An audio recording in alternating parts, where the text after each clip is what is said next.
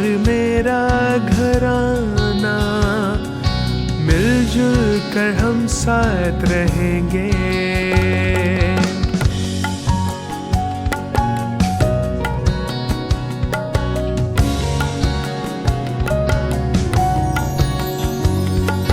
होगा मसाली घराना हमारा, यीशु के साथ चलेंगे।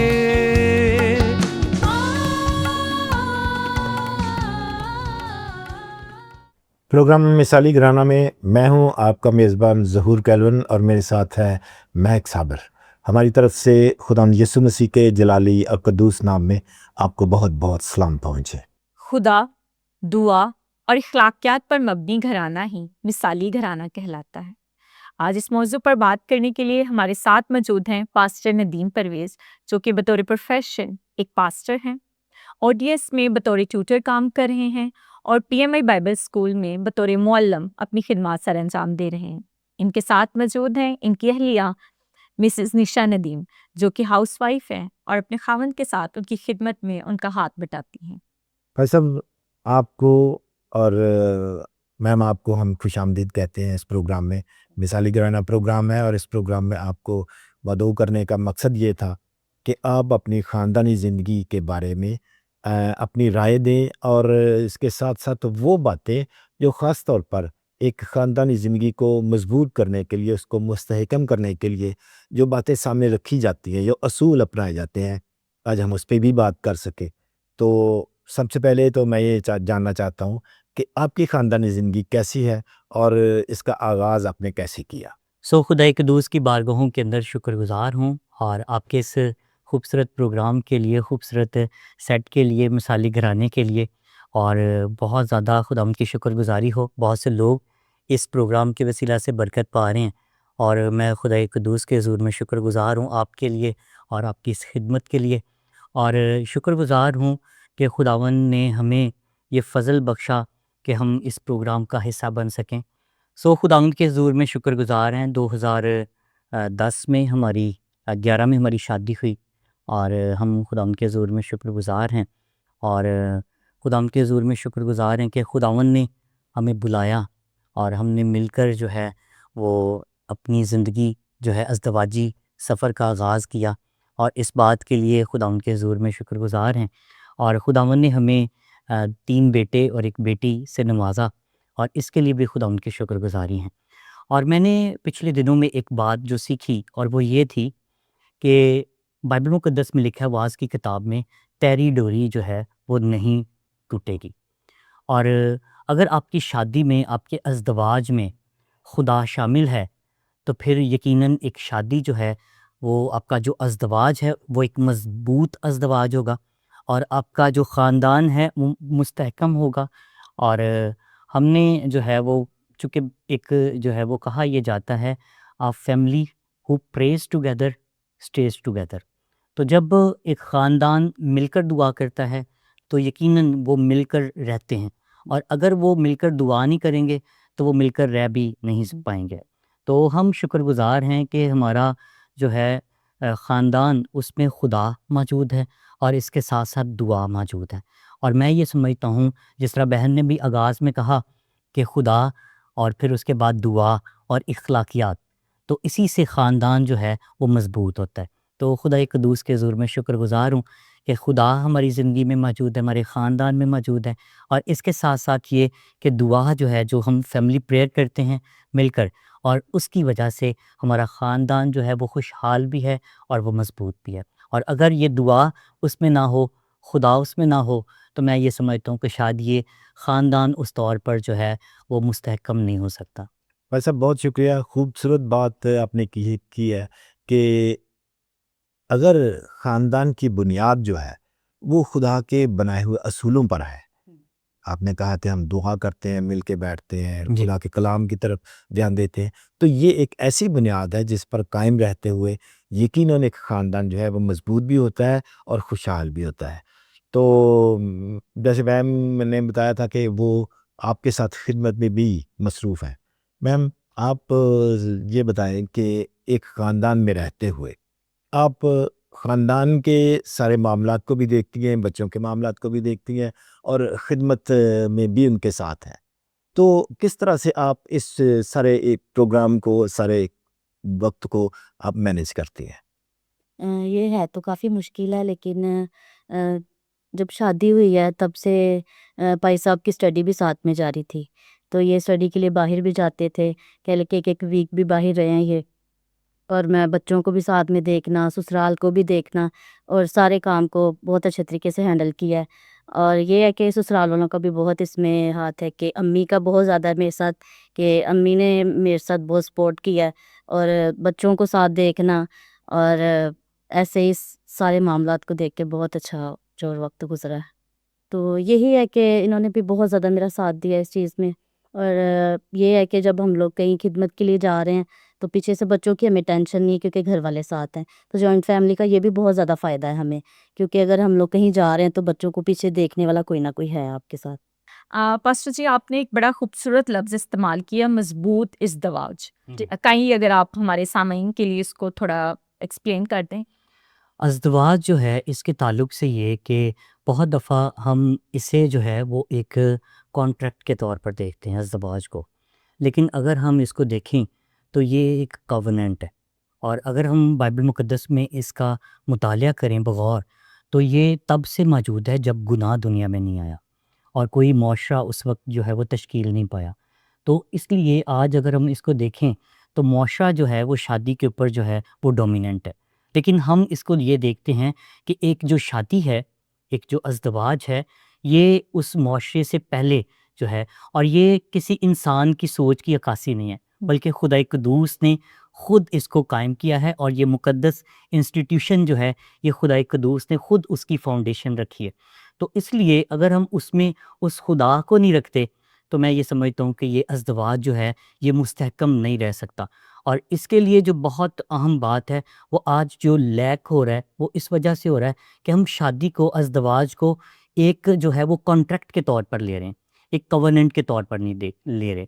और अगर हम इसको देखें तो अहद अतीक में खुदा और जो इसराइल का रिश्ता है वो एक दुल्हा और दुल्हन का रिश्ता है। और फिर हम नए अहदनामे में भी देखते हैं, और यही रिश्ता आज मसीह यस्सू का और कलीसिया का है। तो मसीह जो है उसका दुल्हा है और चर्च उसकी दुल्हन है, और इसको ये समझना बहुत ज़्यादा ज़रूरी है।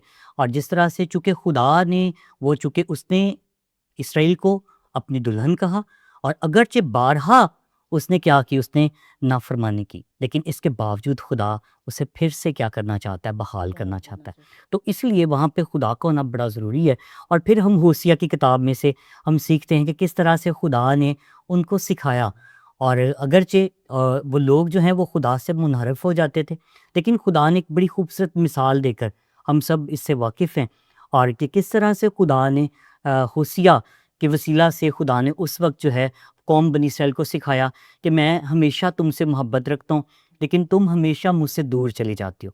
और फिर हम देखते हैं कि खुदा ने वहाँ पर कहा कि मैं तुझे अपनी अब्दी नामज़द करूँगा, और बेशक उसको जो है वो हम देखते हैं उसकी तकमील मसीह यस्सु में उसने पूरी की है। बेशक बिब्लिकल पर्सपेक्टिव में आपने इसको बड़ा अच्छा बयान किया है कि किस तरीके से ये कोई चीज़ इंसान की ईजाद नहीं है, ये खुदा की तरह से दिया गया एक तोहफ़ा है जिसको बड़े अच्छी तरह कबूल करना चाहिए। मैम, कहिए आप बताइएगा कि आपके ख़्याल में एक अच्छे इज़्दवाज की कौन-सी वो खूबियाँ हैं जो कि एक इज़्दवाज को एक अच्छा इज़्दवाज बना देती हैं? कोई सी 3 बातें जो कि आपको लगता है कि उस रिश्ते में होना बहुत ज़रूरी है? पहले नंबर पे तो मैं ये कहती हूँ कि एक दूसरे को समझना बहुत ज़्यादा ज़रूरी है इंसान को। अगर तो हम दोनों एक दूसरे को समझते हैं तो हम आगे चल सकते हैं। अगर उनकी सोच अलग है, मेरी अलग है, तो ये रिश्ता जो आगे नहीं चलेगा।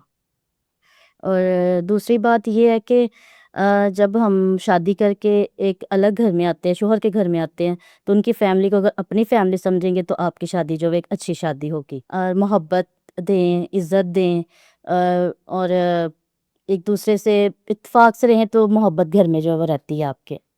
बेशक ऐसे ही है। सर, आप बता रहे थे कि आपका काफ़ी काम जो है वो मैरिजेज़ पे है, क्रिश्चियन मैरिजेज़ पे आप बहुत खिदमत करते हैं। तो आपके ख़्याल में अगर फॉर एग्ज़ाम्पल इस तरीके का कोई एक कपल काउंसलिंग के लिए आए जिनकी आपस में नहीं बन रही, तो आप जो पहला मशवरा उनको देते हैं तो वो क्या होता है?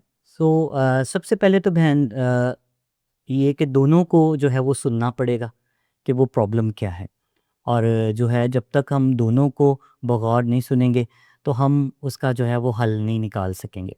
और इसके लिए जो है वो दोनों की हम आंगी जो है वो उसका होना बहुत ज़्यादा ज़रूरी है। और इसके लिए ये कि हम दोनों की बात को सुनते हैं और फिर दोनों को कोशिश करते हैं कि उनको जो है वो एक पेज पर लाया जाए, और ताकि वो दोनों, अगर कोई भी प्रॉब्लम है, कोई वो जॉइंट फैमिली का प्रॉब्लम है या कुछ और कोई ऐसे मसाइल हैं, तो हम उन दोनों की बात को सुने और उन दोनों को जो है वो अकॉर्डिंग टू बाइबल जो है वो उनको गाइड करने की कोशिश करें, उनके लिए दुआ करें, ताकि खुदावन जो है वो उनको जो है वो हम आहंग करे और उनकी ज़िंदगी के अंदर वो मोहब्बत और यगानगत जो है वो उनकी ज़िंदगी के अंदर आए। और मोहब्बत और यगानगत होगी तो फिर ही मियाँ बीवी का रिश्ता जो है वो अज़दवाज जो है वो कामयाबी के साथ चल पाता है। एग्जैक्टली सर, बिल्कुल। तो जब हम ख़ानदान की बात करते हैं, जब मज़बूत ख़ानदान की बात करते हैं, तो उसमें मियाँ और बीवी दोनों ही जो है वो बहुत बुनियादी उनका किरदार है। लेकिन उनके साथ-साथ उनके बच्चे भी हैं, उनके दूसरे रिश्तेदार भी हैं। तो उनका रवैया और उनके साथ बर्ताव जो है, उसके बारे में हम क्या समझते हैं? उसके बारे में ये कि जब आप जॉइंट फैमिली के अंदर हैं तो बहुत से जो हैं वो मसाइल भी हैं साथ, लेकिन अगर हम उनको जो है वो उनकी जगह पर रख कर देखें तो ये बहुत ज़्यादा ज़रूरी हैं। जैसे बाइबल मुकद्दस भी बताती है कि मर्द अपने माँ बाप को छोड़ेगा और अपनी बीवी से मिला रहेगा। यहाँ पर दो लफ्ज़ जो हैं वो बहुत अहम हैं, और एक है लीव और दूसरा है क्लीव। और लीव के लिए ये कि माँ बाप को छोड़ना, और उसका हरगिज़ मतलब ये नहीं है कि हम माँ बाप को छोड़ दें, बल्कि ये कि हम माँ बाप की इज़्ज़त करें, क्योंकि 5वां हुक्म भी यही है कि अपने माँ बाप को ऑनर, और ऑनर का लफ्ज़ सिर्फ़ और सिर्फ खुदाई कद्दूस के लिए और उसके बाद पेरेंट्स के लिए, तो हम उनको भी हरगिज़ ना भूल जाएँ। लेकिन इसकी मैं एक बड़ी खूबसूरत मिसाल जो पिछले दिनों में मैंने सीखी, और वो ये थी कि जब एक बच्चा जो है जब वो पैदा होता है और डॉक्टर जो है, और जब वो औरत जो है उसको डिलीवर करती है, तो उसके साथ जो है एक उसका क्या हम कहेंगे उसको कोड। हाँ जी, कोड। हाँ जी। तो वो जो कोड जो है उसको जब वो काटता है डॉक्टर, तो बड़ा बुरा हमें फ़ील होता है। लेकिन अगर वो उसको नहीं काटेगा तो वो बच्चे की बेहतर तौर पर ग्रोथ नहीं हो सकती, नशो-नुमा नहीं हो सकती। तो उसके लिए वो हमें थोड़ा-सा तो वो ऑकवर्ड सा वो दिखाई देता है। लेकिन ये कि उस बच्चे के फ्यूचर के लिए वो बड़ा अहम। तो इसी तरह माँ-बाप को छोड़ना जो है उससे मुराद ये है कि अपनी बीवी के साथ जो है ज़्यादा वक़्त गुज़ारना, और उसको जिस तरह मेरी मिसेज़ ने कहा कि अंडरस्टैंड करना, और ये कि दोनों की अंडरस्टैंडिंग जो है वो बहुत ज़्यादा ज़रूरी है। और खुदा ये चाहता है कि वो दोनों जो है वो एक दूसरे के साथ जो हैं वो रहें, और क्यों रहें, इसलिए ताकि उनका रिश्ता जो है वो ज़्यादा मज़बूत हो सके और वो इस रिश्ते की अहमियत को जो है वो समझ सकें। और इसके लिए जो कलीव है वो यही है कि जिस तरह से अगर हम देखते हैं तो रूत और उसकी नओमी को देखते हैं, अगरचे उसके बेटे जो हैं वो वफ़ात पा चुके हैं और वो उनसे कहती है कि तुम लोग चली जाओ। लेकिन वहाँ पर हम देखते हैं कि रूत जो है वो अपनी सास को वो उसके साथ लिपट जाती है। तो ये लिपटना जो है वो लिपटना, खुदा के साथ लिपटना जो बाइबल मुकद्दस में आया है, ये वही कलीव है। और मैं ये समझता हूँ कि खुदा ने इस रिश्ते को बनाया है और ये बड़ा खूबसूरत रिश्ता है, सबसे अहम रिश्ता है, और खुदा ये चाहता है कि हम इस रिश्ते को भी निभाएँ और इसके साथ-साथ अपने माँ-बाप की भी टेक केयर कर सकें। भाई साहब, बहुत खूबसूरत मिसालें आपने दी हैं और इससे हमें वाक़ई ये बात साबित होती है कि एक दूसरे के साथ मिल-जुल कर और खुदा के डर और खौफ में जब हम ज़िंदगी गुज़ारें तो हमारा ख़ानदान मज़बूत होता जाए। यकीनन सर। जहाँ मियाँ और बीवी ख़ानदान के बुनियादी किरदार हैं, तो वहाँ पर बच्चे भी बहुत अहमियत रखते हैं। तो आपके ख़्याल में बच्चों की परवरिश में माँ-बाप को किन-किन बातों का ख़्याल रखना पड़ता है? बच्चों की सेहत का और बच्चों के उठने बैठने का माशरे में और हर लिहाज से कि बच्चों की दुआया लाइफ को देखना। हाँ जी, कि हमारे बच्चे जो वो एक अच्छे माशरे में रहें और अच्छा किरदार अदा कर सकें और हमें भी जो कि हम अच्छे पेरेंट्स जो वो साबित हों। और इसके लिए मैं ऐड करना चाहता हूँ उनकी तालीम और तरबियत जो है, एक तालीम एक बहुत एक ऐसा बुनियादी जो है उनकी ज़रूरत है, ताकि हम उनको बेहतर तौर पर परवान चढ़ा सकें। और खुदावंद ने जो हमारे ज़िम्मे जो है उनकी तरबियत की ज़िम्मेदारी सौंपी है, हम उसको एहसन तौर पर सरअंजाम दे सकें। तो खुदावंद ये चाहता है कि हम बच्चों की बेहतर तौर पर परवरिश और निगहदाश्त कर सकें और उनको उनकी अच्छी स्कूलिंग कर सकें, उनकी अच्छी देखभाल कर सकें, और ताकि वो बच्चे जो हैं, और इसमें ना सिर्फ सेकुलर, इसके साथ साथ जैसे मेरी मिसेस ने भी बताया कि हम स्पिरिचुअली भी उनको जो है वो खुदावंद के हुजूर में उनको आगे लेकर जा सकें। सुनने, सुनाने और समझने का अमल यूं ही जारी रहेगा एक छोटे से वक्फे के बाद। मिसाली माँ बनने के लिए मैं आपको एक किताब रिकमेंड करती हूँ, मिसाली माँ, जो मेरे लिए बहुत मददगार साबित हुई। आप भी इसको ज़रूर पढ़ें। मिसाली घराना में एक दफ़ा फिर से आपको खुशामदीद कहते हैं और उम्मीद करते हैं कि हमारी ये गुफ्तगू आपके लिए मददगार साबित हो। तो पर सर, जब हम बात कर रहे हैं बच्चों की परवरिश के बारे में, जी सर। तो अक्सर ये देखा गया है कि वालिदैन का रवैया बच्चों के साथ वो मुख्तलिफ होता है। आपके ख्याल में मुनासिब रवैया क्या है? मुनासिब रवैया यही है, क्योंकि बच्चे जो हैं वो ये चाहते हैं कि हम उनसे ज़्यादा शफ़क़त से पेश आएँ, मोहब्बत से पेश आएँ, और ये बड़ा ज़रूरी भी है कि हम बच्चों को एतमाद में लेकर उनसे मोहब्बत करें, उनकी सुनें, ताकि बच्चे क्या चाहते हैं।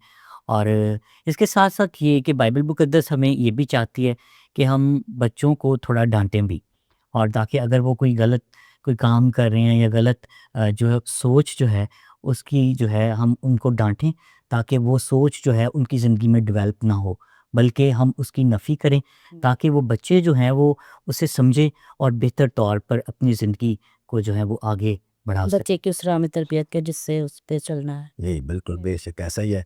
जी। और जब हम बच्चों के साथ रवैये की बात करते हैं, तो क्या बच्चों की सरगर्मियाँ जो है उन पे नज़र रखना भी ज़रूरी है? सर, ये बहुत अहम आपने बात की है, और ये बहुत ज़रूरी है, चूँकि ये जो दौर है इस वक्त बच्चों के हाथ में गैजेट्स हैं, और बहुत दफ़ा ये कि हमें नहीं पता कि बच्चे क्या देख रहे हैं, किस तरह से, लेकिन ये कि हमें इसके साथ साथ बच्चों को ऑब्ज़र्व करने की ज़रूरत है।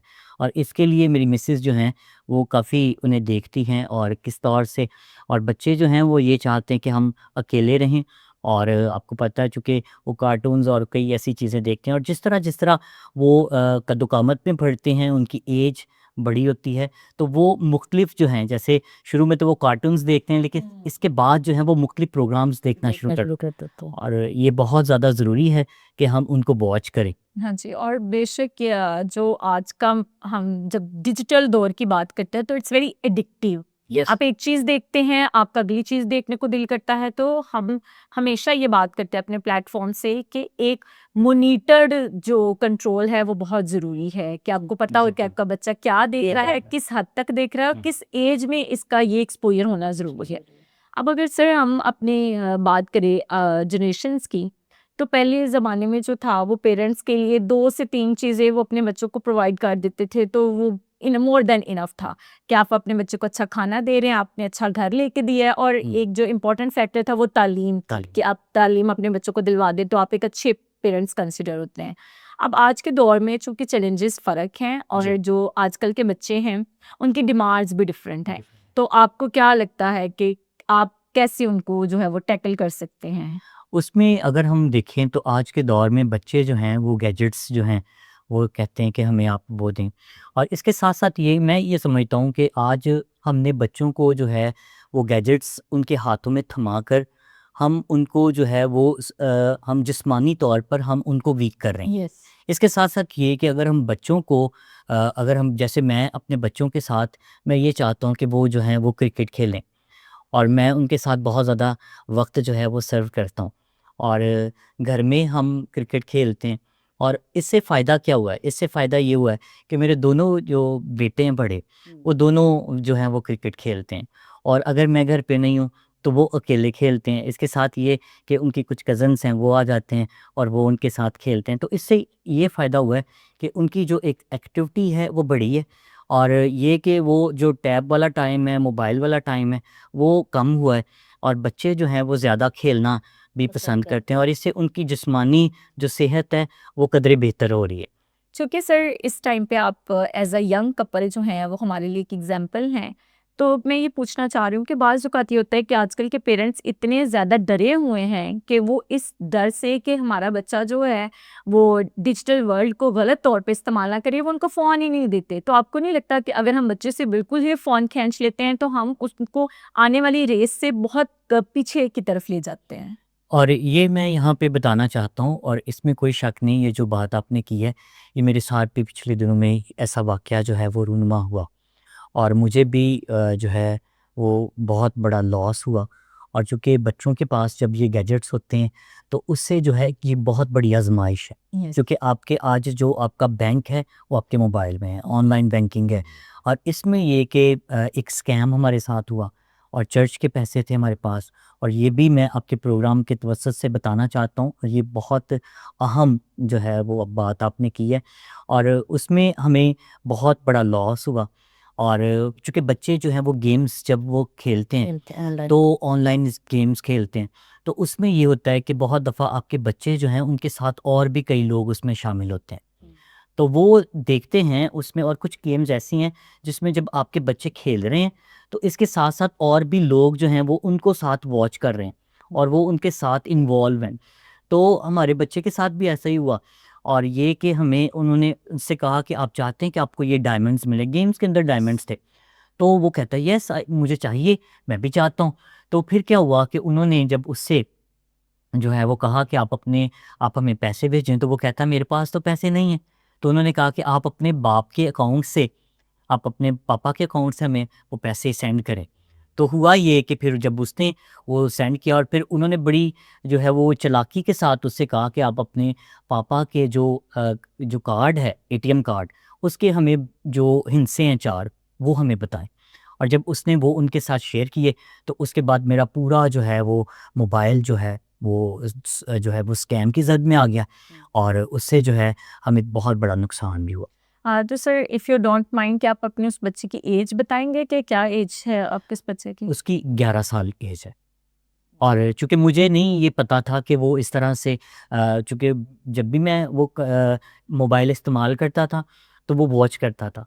और अगर हम देखें तो आज भी अगर हम अपने माँ-बाप से ये बात करें, तो माँ-बाप अगरचे वो पढ़े लिखे भी हों, तो वो कहते हैं हमें तो ये चलाना ही नहीं आता। आता है। तो हम ये देखते हैं कि ये जो जो जेन ज़ी है और जेन अल्फ़ा है और उसको जो है वो फ़ौरी तौर पर देख रहे होते हैं। वो आपकी जो है वो उँगलियों को, फिंगर्स को देख रहे होते हैं कि आप किस तरह से उनको यूज़ कर रहे हैं और वो पासवर्ड्स वगैरह वो सारे वो देख लेते हैं कि किस तरह से आप इस्तेमाल कर रहे हैं। क्योंकि वो बहुत ज़्यादा इसमें जो है वो एडवांस्ड हैं, इसलिए जो है और पेरेंट्स को ये मैं तलकीन करना चाहता हूँ कि वो इससे ज़रा मुहतात रहें और ताकि बच्चों को जो है वो मोबाइल्स जो हैं जिसमें आपके अकाउंट्स हैं, उनको इज्तनाब करें ताकि बच्चे जो हैं वो इससे बच सकें। सर बहुत-बहुत शुक्रिया। और मिसाली घराना का ये प्लेटफ़ॉर्म आपको एप्रिशिएट करता है कि आपने अपनी ज़िंदगी का एक बड़ा अहम वाक़या और बड़ा जिसको हम कहते हैं कि रिक्वायर्ड इंसिडेंट है कि हमें पता होना चाहिए कि जब हम अपने फ़ोन को जो है वो किसी को भी दे रहे हैं, तो हम हर चीज़ की एक्सेस दे रहे हैं, अपने अपने बैंक अकाउंट्स की, अपनी पिक्चर्स की, अपनी कॉन्टैक्ट्स की।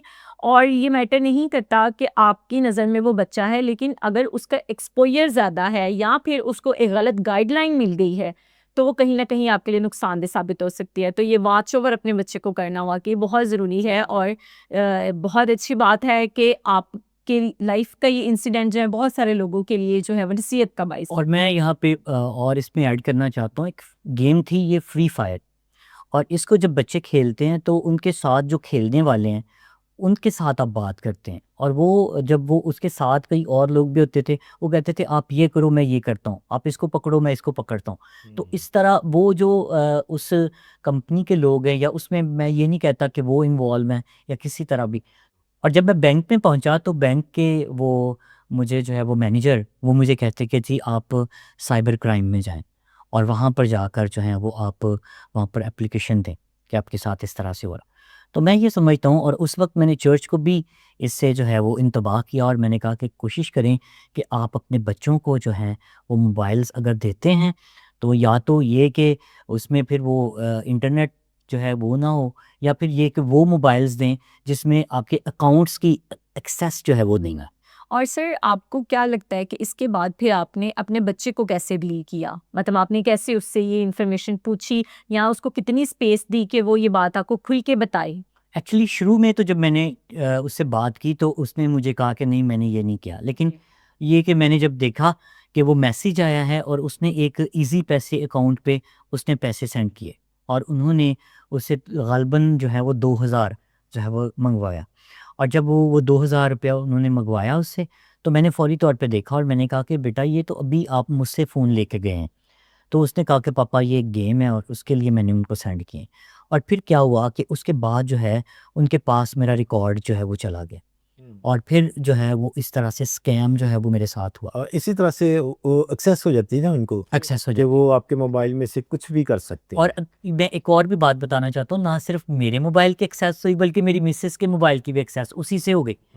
और ये हमारे लिए बहुत ज़्यादा एक चैलेंज था। तो इससे पहले आप बात कर रहे थे कि आप अपने बच्चों के साथ अच्छा वक्त गुजारते हैं, उनके साथ खेलते भी हैं, स्पोर्ट्स में भी आप उनके साथ शामिल होते हैं। कुछ ऐसे वाक़यात भी देखे गए हैं, ऐसे ख़ानदानों में भी देखा गया है कि वो वालिदैन जो हैं वो ख़ास तौर पर अपने बच्चों को बहुत कम वक्त देते हैं या वक्त नहीं देते। इसका कोई मनफ़ी असर होता है? एग्ज़ैक्टली, अगर हम बाइबल मुक़द्दस का बग़ौर मुतालिया करें तो ख़ुसूसी तौर पर मैं खुदाम के हवाले से बात करना चाहता हूँ। तो खुदा ने जब वो आपको बुलाया है, तो ना सिर्फ़ खुदा जो है उसने आपको बुलाया बल्कि इसके साथ-साथ खुदा आपके ख़ानदानों में जो है, आपकी नस्लों में जो है वो दिलचस्पी लेता है। और मैंने पिछले दिनों में एक बात सीखी और एक खुदा के ख़ातिम थे और अफ्रीका के अंदर बड़ी कामयाब ख़िदमत थी, बहुत बड़ा चर्च था, कलीसिया थी।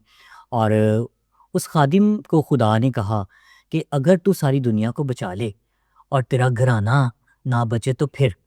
तो उस ख़ादिम ने उस चर्च को जो है वो खैरबाद किया और उसने कहा कि नहीं, अब मैं अपने ख़ानदान में जाऊंगा और मैं अपने ख़ानदान में खिदमत करूंगा, क्योंकि अगर मैं सारी दुनिया को बचा लूं और मेरा ख़ानदान ही ना बचे तो मुझे कुछ फ़ायदा नहीं है। तो फिर उस ख़ादिम ने जो है वो अपने ख़ानदान में जो है वो काम जो है वो शुरू किया, डिसिप्लिन शुरू की अपने बच्चों की। चंद साल पहले मैंने कोर्स किया और वो कोर्स था पेरेंटिंग विद ग्लोबल विजन। तो उसमें मैंने ये सीखा कि किस तौर से हमें जो है वो अपने ख़ानदान को अहमियत देने की ज़रूरत है। और यहाँ पर ये भी बताना चाहता हूँ ख़ुसूसी तौर पर खुदाम को कि 3 खे जो हैं वो बड़े इम्पोर्टेंट हैं। और सबसे पहला जो है वो खुदा है और उसके बाद ख़ानदान है और उसके बाद खिदमत है। फिर मैंने जब ये सीखा तो फिर उसके बाद जो है मैं जो मेरा पहले पर्सपेक्टिव था उसको मैंने जो है वो चेंज किया, प्रायोरिटीज़ को चेंज किया। और खुदा उनकी शुक्रगुज़ारी है कि अब जो है वो मेरे लिए सबसे बढ़कर खुदा है, उसके बाद ख़ानदान है और उसके बाद खिदमत है। ये प्रायोरिटीज़ जो आपने बयान की हैं, ये नहायत खूबसूरत और नहायत ज़रूरी है, क्योंकि खुदा और खुदा के बाद फिर जब हम अपने ख़ानदान को ज़्यादा तरजीह देते हैं, तो फिर ही आगे चलकर हमारी खिदमत भी मुअस्सर साबित होती है। Exactly sir. तो पेरेंटिंग की जब हम बात कर रहे हैं, तो और कौन-सी ऐसी ख़ास बातें हैं, ज़रूरी बातें जो आप बताना चाहते हो? और इसके लिए अगर हम देखें तो मलाकी का जो सहीफ़ा है वहाँ पर भी यही है। खुदा चाहता है खुदा तर्स नस्ल पैदा हो, ऐसी नस्ल जो खुदा से वाक़फ़ियत रखे, ऐसी नस्ल जो खुदा के अहकाम पर अमल करे। तो इसके लिए ये बहुत ज़्यादा ज़रूरी है कि हम अपने बच्चों की बेहतर तौर पर परवरिश कर सकें। और हम जिस तरह बहन ने शुरू में बात की अखलाक की, तो हम उनको जो है, मैं समझता हूँ कि अखलाक जो है वो बहुत ज़्यादा ज़रूरी है। बहुत दफ़ा ये कि हम पेरेंट्स ही उनको झूठ बोलना भी सिखा रहे होते हैं, लेकिन ये कि हमने उस बात की नफ़ी करनी है और हमने जो है एक अच्छे जो है वो माहौल में कोशिश करनी है कि हम उनको जो है वो सच्चाई के साथ जब बातचीत करेंगे, उनको सिखाएंगे, तो हमारे बच्चे भी जो हैं वो खुदा उनके हुजूर में जो है वो उन बातों को सीखेंगे। और सब बहुत खूबसूरत बात है कि हमारे बच्चों की जो बुनियादी तालीम है वो तो खुदा का कलाम और खुदा है। जी सर। लेकिन मुआशरे में रहते हुए अपने बच्चे को एक कामयाब इंसान बनाने के लिए हमारे पास कौन-सी ऐसी असूल या कौन-सी ऐसी बातें हैं जिनको सामने रखना चाहिए? सबसे यहाँ पर अहम जो बात है वो ये है कि किस तौर से आप अपने बच्चे की परवरिश कर रहे हैं। और उसमें मैं समझता हूँ कि बहुत ज़रूरी जो पहलू है वो ये है उसका जो है वो उसकी तालीम और किस तौर से आप उसको एजुकेट कर रहे हैं, और फिर इसके साथ साथ ये कि आप उसे जो है वो कौन सा जो है वो माहौल दे रहे हैं, कैसा माहौल उसे दे रहे हैं। और ये बड़ा ज़रूरी और अहम है कि आप अपने बच्चों की अच्छी स्कूलिंग करें। और इसके साथ साथ ये बड़ा ज़रूरी है, बुनियाद जो है ना वो घर है। और बहुत दफ़ा ये कि हम संडे स्कूल को हम ब्लेम कर रहे होते हैं, हम स्कूल को ब्लेम कर रहे होते हैं, लेकिन जो बच्चे की पहली दरसगाह है वो माँ है और उसका ख़ानदान है। और बच्चे सबसे ज़्यादा जो वक्त गुजारते हैं वो अपने घर में गुजारते हैं। तो मैं ये समझता हूँ कि इसके लिए सबसे अहम और जो ज़रूरी बात है वो खुदा का फ़ज़ल है, और खुदा का फ़ज़ल जो है उसको मांगना बड़ा ज़रूरी है, और फिर उसके फ़ज़ल से आप इन सब बातों को लेकर आगे चल सकते हैं। बहुत शुक्रिया। आज का प्रोग्राम यकीनन हम सब के लिए बहुत ही मुफीद रहा है, और मैं समझता हूँ कि आज की ये शानदार गुफ्तगू हम सब के लिए एक मशले रहा है। आज के प्रोग्राम की ये शानदार गुफ्तगू जो हमारे मोअज़्ज़ज़ मेहमानों ने हमारे साथ की, बहुत सी ऐसी खूबसूरत बातें उन्होंने शेयर की, और ख़ास तौर पर ऐसी मिसालें देकर कलाम मुक़द्दस में से हमें बहुत कुछ सिखाया है। हम शुक्रगुज़ार हैं कि आपने भी पूरी तवज्जो के साथ प्रोग्राम को देखा और सारी बातों को सुना है। यकीनन ये सारी बातें हमारे लिए, हमारे बच्चों की परवरिश के लिए, हमारे ख़ानदान की मजबूती के लिए हमारे लिए मददगार साबित होगी। आज के प्रोग्राम का वक्त ख़त्म हो रहा है, इजाज़त दीजिए। खुदा हाफ़िज़।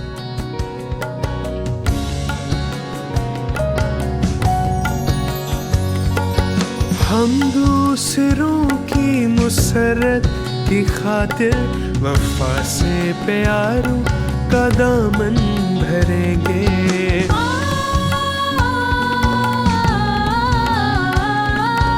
हम दूसरों की मुसरत की खातिर वफा से प्यारों का दामन भरेंगे। मैं और मेरा घराना मिलजुल कर हम साथ रहेंगे। मैं और मेरा घराना मिलजुल कर हम साथ रहेंगे।